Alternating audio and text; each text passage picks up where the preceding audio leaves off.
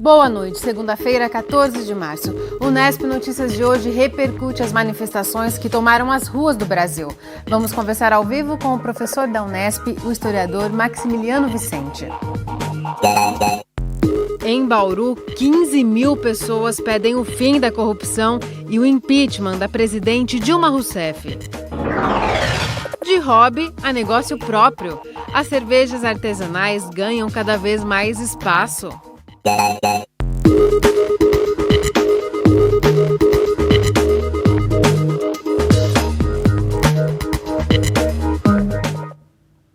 Manifestações pedindo o afastamento da presidente Dilma Rousseff e o fim da corrupção marcaram o domingo em todo o país. Aqui em Bauru, 15 mil pessoas foram protestar na Avenida Getúlio Vargas. Os manifestantes se concentraram na Avenida Getúlio Vargas, próximo à sede da Polícia Federal, por volta das 9 da manhã.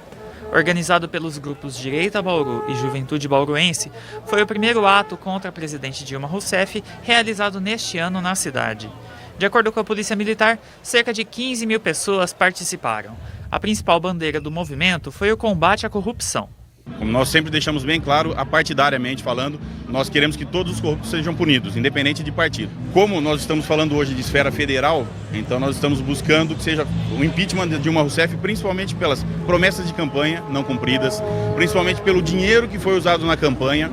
Nós estamos vendo declaradamente que a maior parte do dinheiro foi usado em cima de dinheiro desviado da Lava Jato, da Petrobras. Os manifestantes vestiram as cores da bandeira nacional. Nas faixas e cartazes, pedidos de punição aos envolvidos em denúncias de corrupção e a saída do PT do governo. Entidades como a maçonaria e a OAB manifestaram apoio ao movimento. O Ciesp coletou assinaturas contra o retorno da CPMF e o aumento de impostos. Nós estamos numa situação drástica, dramática, as empresas, desemprego, inflação altíssima, e nós precisamos de mudanças na política econômica. Nós somos contra essa tentativa do governo federal de continuar buscando aumento dos impostos, ao invés de cortar os seus gastos.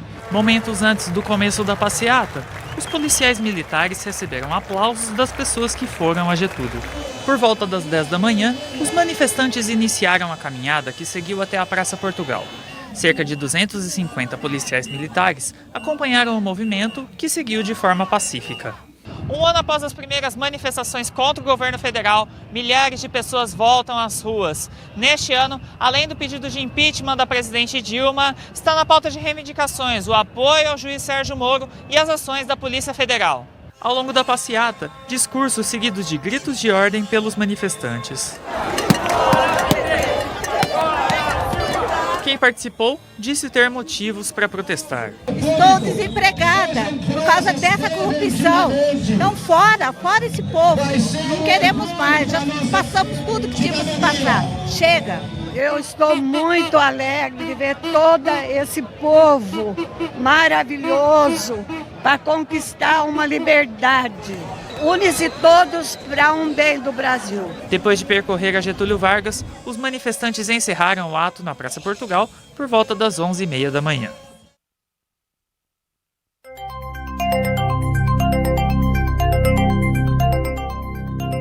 A semana começou com tempo aberto e um friozinho já com a cara do outono, que começa daqui a 6 dias. Vamos ver se essa tendência se mantém nos próximos dias. Os detalhes no boletim do IPMET.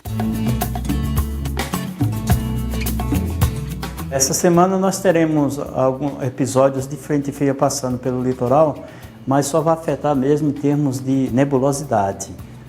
As chuvas isoladas continuarão a ocorrer, mas são muito isoladamente no estado de São Paulo, na região de Bauru, também em alguns pontos pode ocorrer chuva de curta duração. As temperaturas bem cedo, em torno de 20 graus, as noites serão mais amenas, teremos bastante luminosidade no sol durante o dia, já mostrando as primeiras características do outono. Então esse é o cenário, pelo menos até sexta-feira. Durante o dia, aparece a nebulosidade que vai favorecer a ocorrência da chuva isolada. Mas à noite, essa nebulosidade dissipa e com a falta de nuvens no céu, a temperatura tende a ser mais agradável, porque toda a radiação que veio para o céu do Sol para a Terra durante o dia, ela volta para o espaço sem ter obstáculo nenhum, sem ter nuvens. Então, fica as noites mais agradáveis.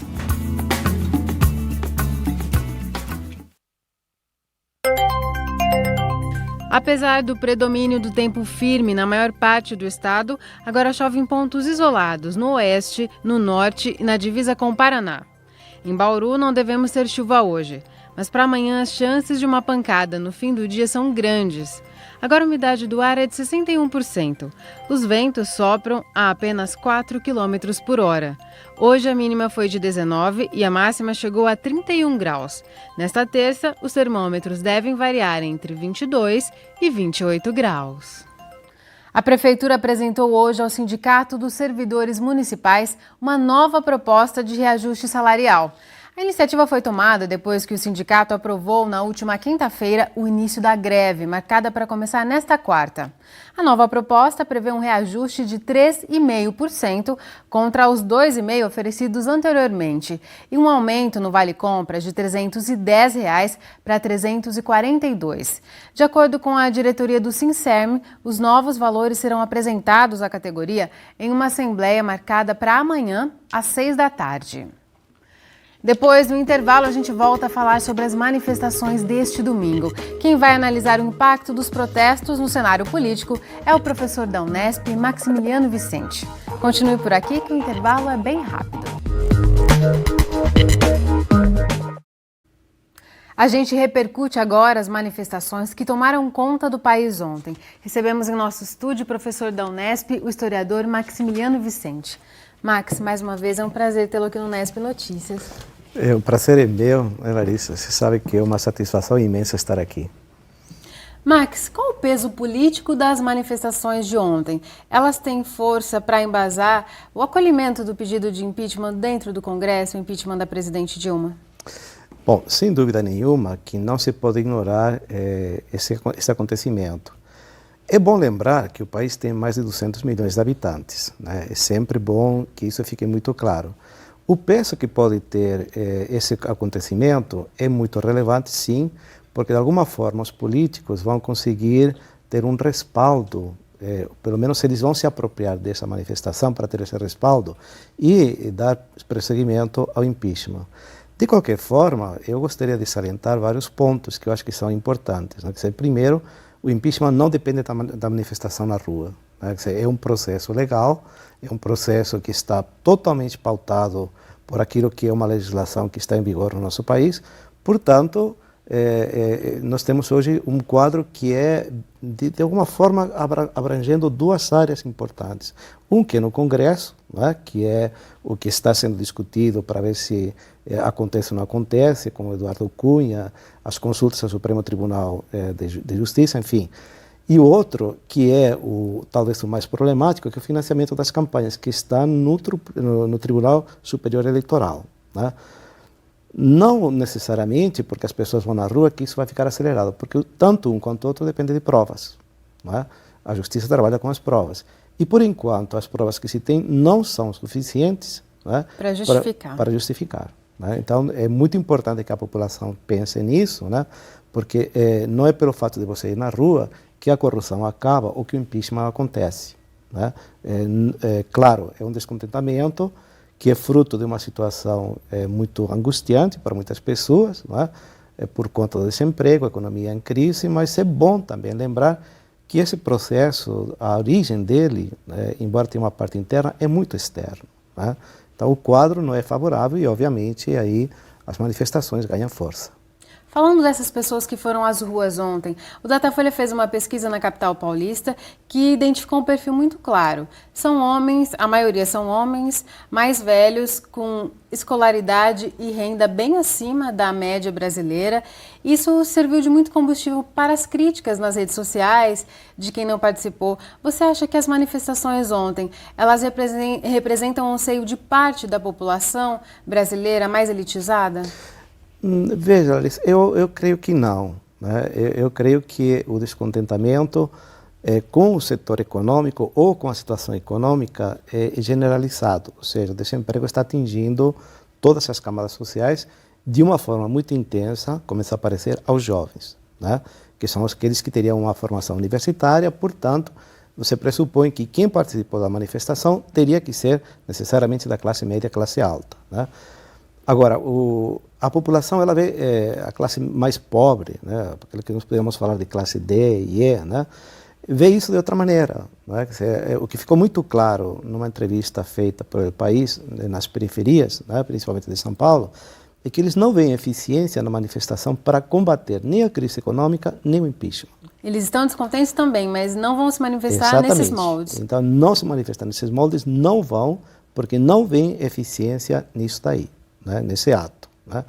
O que é muito interessante porque é uma leitura muito inteligente, né? Ou seja, eles percebem que a manifestação é uma coisa que pode acontecer, mas que não interfere necessariamente no rito, não é? Até porque eles já veem de alguma forma que esse processo ele pode não dar em nada, né? Já está isso muito claro para eles. Então, há um descontentamento, sim, mas não uma vontade de ir na rua e participar, até porque os interesses são outros, a visão é outra, e, obviamente, isso é uma crítica muito forte que tem que ser feita a quem foi na manifestação, né? Quer dizer, realmente, isso está provado, né? Elementos da classe média e classe alta, né? Não da classe baixa. Até por quem foi à manifestação, foi possível perceber um descontentamento geral com a classe política.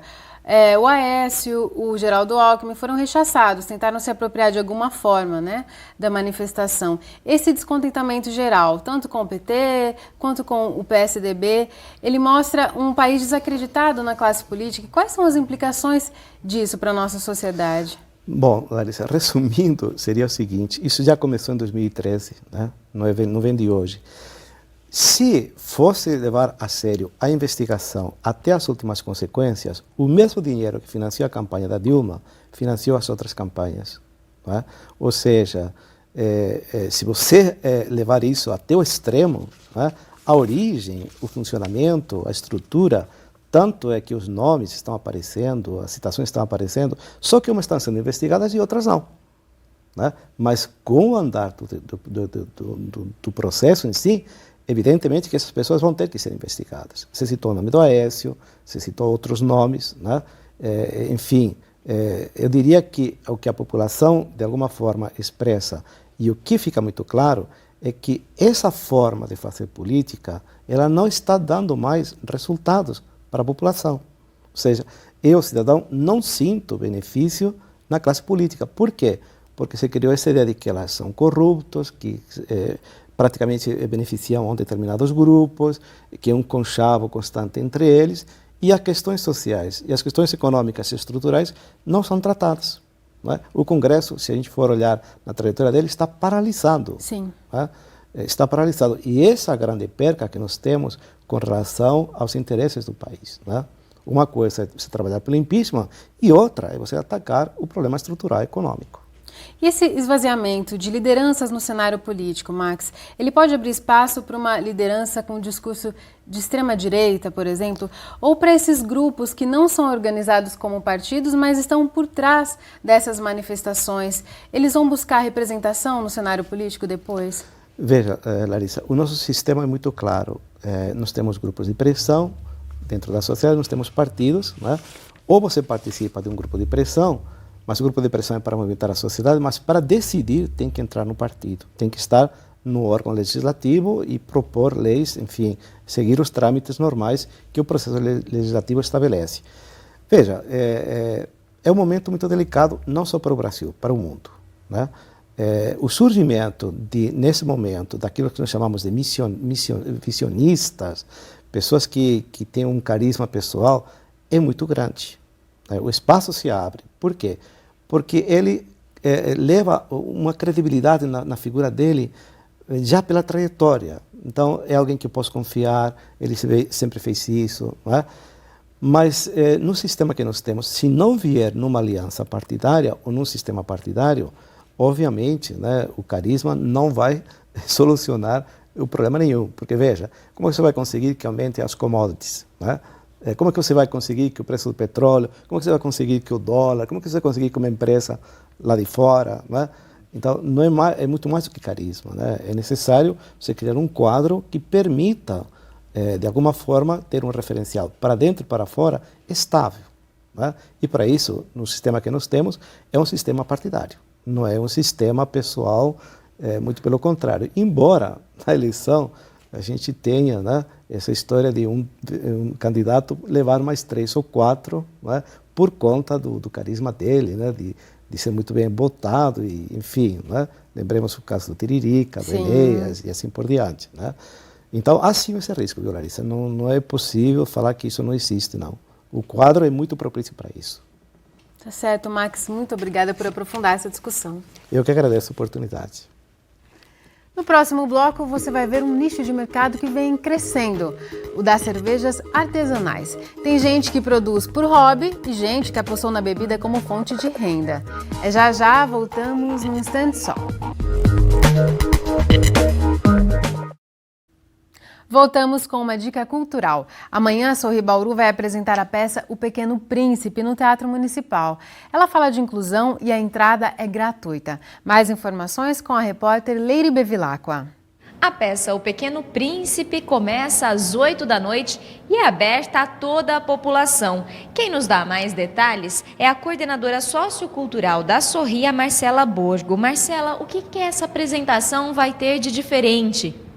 Na verdade, o diferencial é que são todos os nossos usuários que apresentam, todos os atores são usuários, são cerca de 35 usuários e voluntários da Sorri Bauru. Os voluntários são, na verdade, ex-usuários que já foram concluídos, tiveram um plano concluído na Sorri, e já estão aptos para a vida em comunidade, conviver em atividades da comunidade e resolveram se voluntariar aqui na Sorri Bauru. E quem quiser acompanhar essa apresentação, o que deve fazer? Na verdade, é só chegar um pouquinho antes do horário marcado, que é às 20 horas. Não tem valor nenhum para pagar, não tem troca de alimentos, nada disso. É totalmente gratuito e chegar um pouquinho antes para garantir o seu lugar no Teatro Municipal. Muito obrigada pelas informações. Então, só lembrando, a peça é nesta terça-feira no Teatro Municipal. E se você quiser tirar alguma dúvida, o telefone é o 4009-1000. Leire Bevilacqua para o Nesp Notícias. A gente fala agora de um nicho de mercado que ainda é pequeno, mas tem crescido nos últimos anos, o das cervejas artesanais. Muitos começam a produzir por hobby e vão se profissionalizando. Prova disso é que o trabalho dos microcervejeiros já é servido em restaurantes. As cores e os desenhos nas garrafas chamam a atenção de quem chega ao restaurante do André. Há cerca de um ano, ele resolveu incluir no cardápio da casa um diferencial: cervejas artesanais. O que começou como uma experiência despretensiosa, hoje é um dos produtos mais procurados. São cerca de 80 rótulos de diferentes tipos da bebida. Nós temos 3 tipos de cliente, né? O cliente tradicional, que é aquele que não abre mão das cervejas comerciais, e temos aquele cliente que já entende de cerveja bem artesanal e ele busca rótulos novos, diferentes, e aquele cliente que está ali e vem para experimentar e que busca opinião. Então é muito legal essa interação que existe da casa com o cliente nesse momento, dele buscar alguma coisa que combina. Os nomes diferentes mostram a variedade de tipos produzidos de forma artesanal.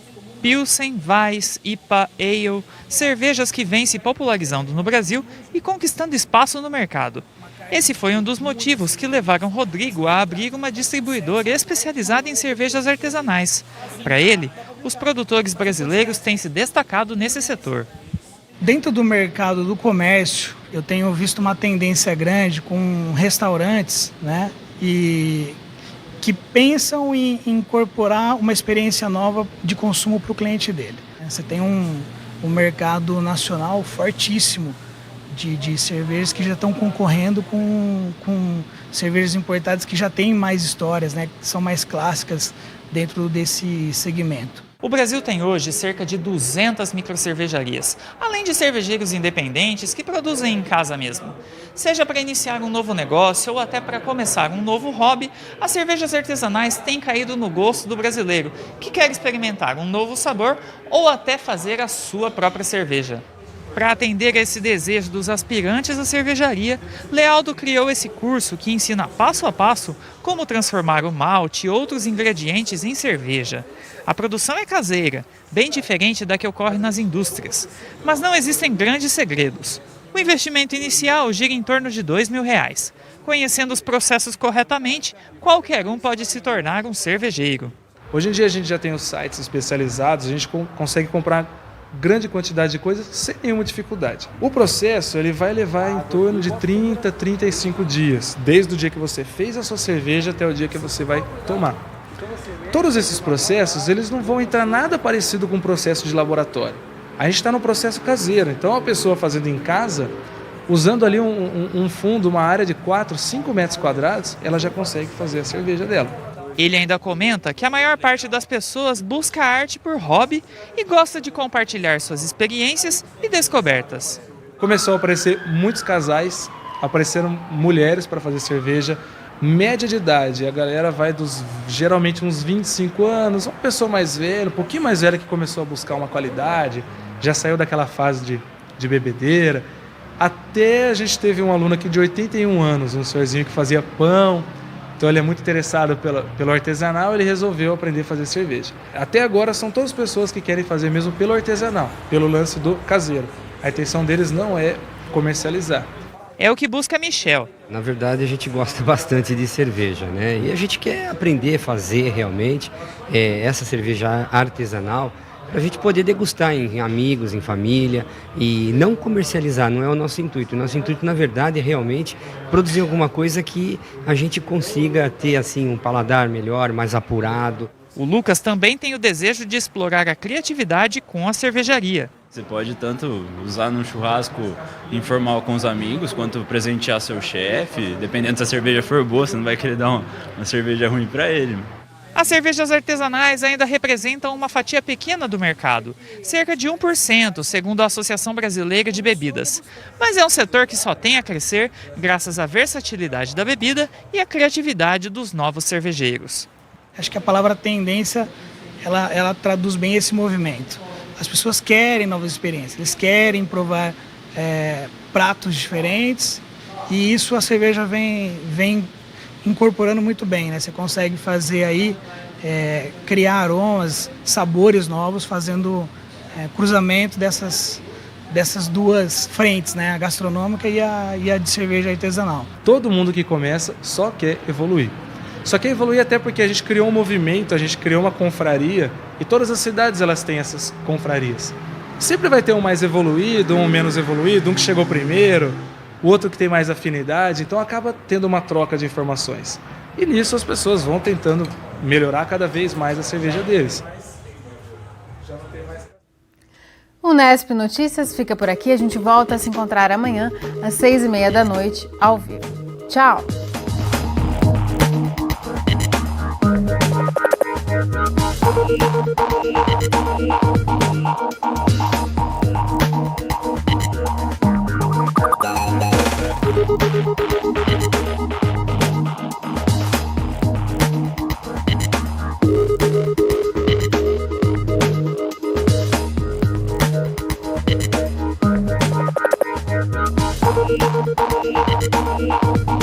Thank you.